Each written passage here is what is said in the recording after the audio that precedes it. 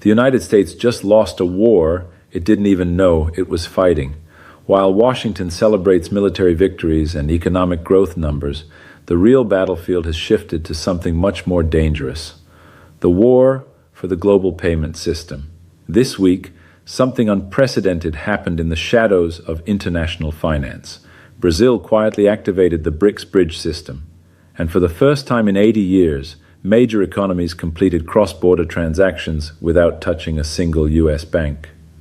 The American media is not reporting this story, but I can tell you, as someone who spent decades inside the system, this is not just another trade deal. This is the financial equivalent of splitting the atom, and the explosion is coming. You see, the United States has enjoyed what we call monetary imperialism for nearly a century. Every time you buy oil, coffee, or electronics anywhere in the world, those transactions flow through New York banks. Washington collects a tax on every trade, every investment, every breath of the global economy. But that monopoly just ended, and most people don't even realize it happened. My name is Paulo Nogueira Batista Jr. I served as executive director at the International Monetary Fund.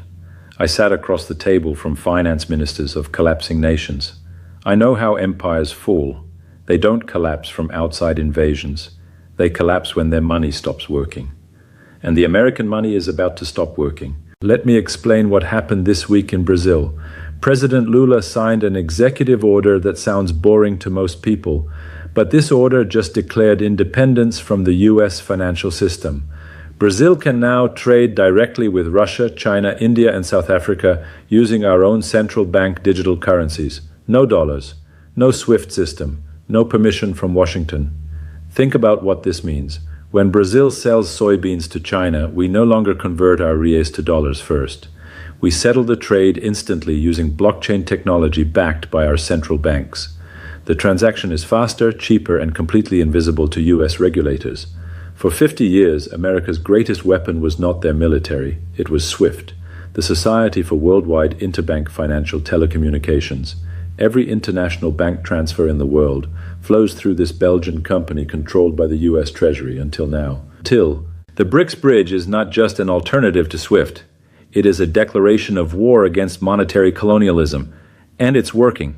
In November 2024, Russia and China settled $20 billion in bilateral trade using this new system. In December, India and Brazil completed energy transactions worth $15 billion.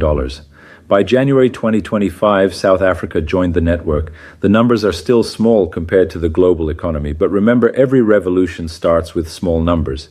The internet started with a few university computers.